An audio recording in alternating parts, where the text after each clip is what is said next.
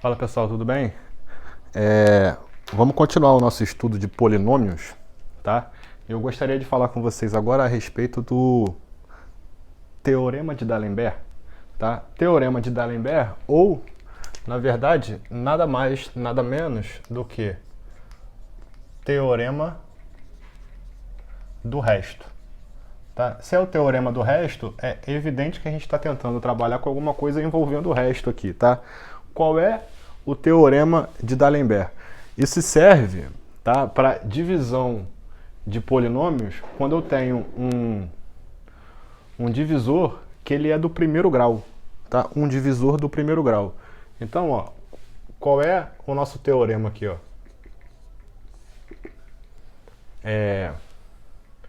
O resto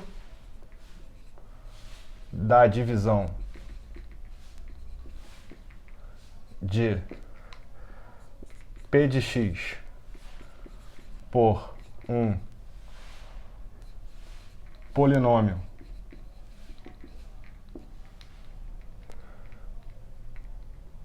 d de x igual a ax mais b com a diferente de zero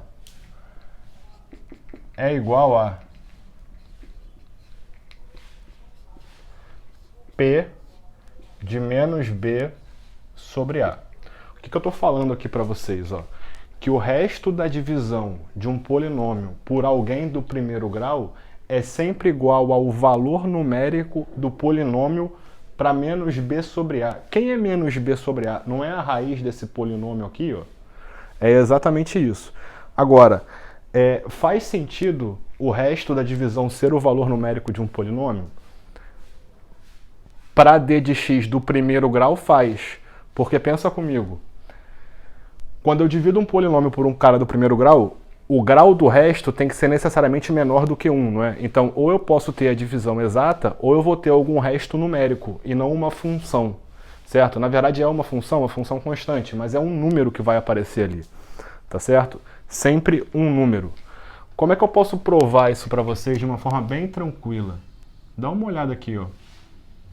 Se você reparar, na nossa aula anterior, o que a gente falou? A gente falou que eu sempre posso escrever essa identidade aqui, não é? P de x igual a Q de x vezes D de x mais... Vou colocar o contrário aqui.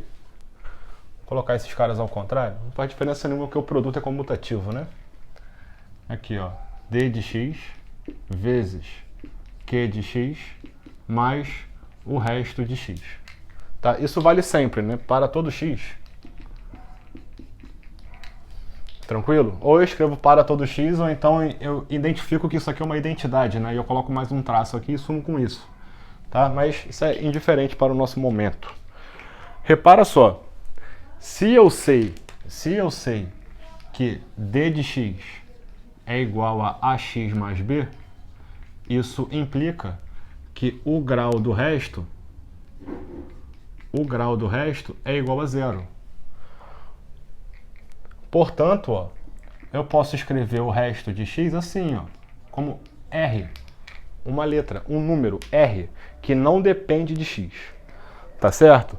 Então, ó, repara só. Eu vou reescrever essa linha daqui utilizando essa informação. O que vai acontecer? Ó? P de x é igual. Quem é o D? Não é ax mais b? Ax mais b vezes o Q de x mais o resto. Mais o resto. Beleza. Lembra que eu posso trocar o x por qualquer coisa? Qual é o x bom para eu trocar? Bom, eu não conheço o quociente, não é? E eu quero relacionar o polinômio com o resto. Se eu trocar o x pela raiz desse cara daqui, ó, quando que esse cara dá zero? Ó? Se eu pensar, ó, existe um x tal que ax mais b é igual a zero. Que x é esse? Ué, o x é menos b sobre a. O x é menos b sobre a.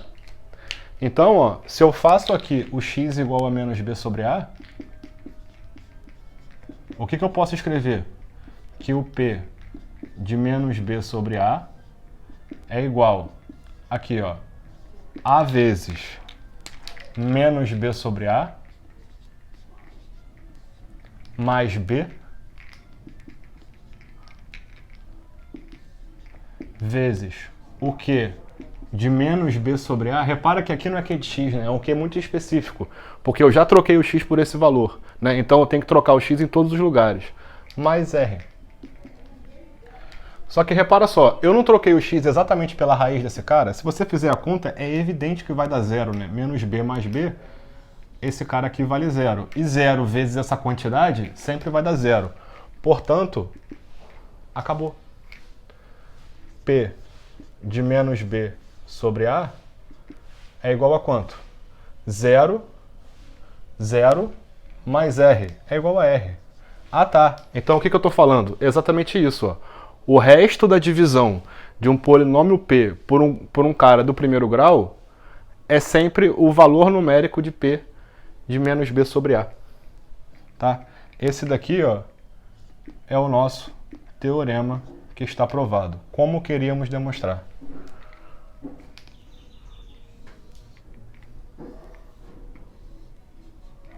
Tranquilo? Tranquilo? Qualquer coisa você comenta aí no vídeo, tá? Mas eu acho que essa parte é bem simples.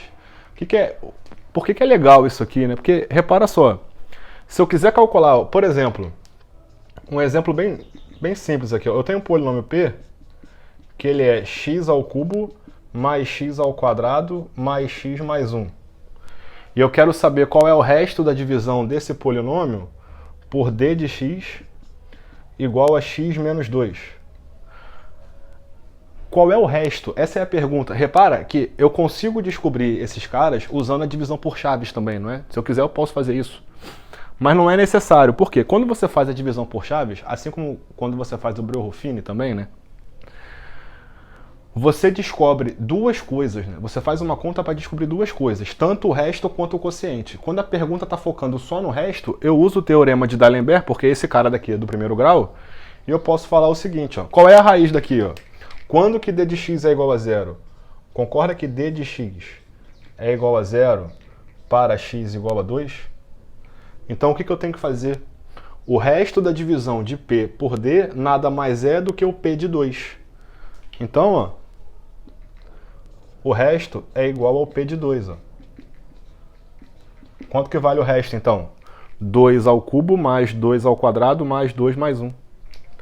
2 ao cubo mais 2 ao quadrado mais 2 mais 1. Aqui vai dar 10, aqui vai dar 5, então vai dar 15. R igual a 15. E você descobriu qual é o resto da divisão de um polinômio por esse daqui. Tá certo? Assim que a gente faz para descobrir o resto da divisão quando eu tenho um polinômio, quando eu estou dividindo por um polinômio do primeiro grau. Eu uso o teorema de D'Alembert.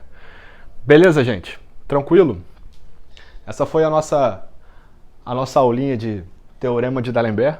Espero que vocês tenham gostado. Curtam o vídeo, tá? Não se esqueça de se inscrever no canal, ativar a notificação e compartilhar o vídeo com os amigos. Valeu!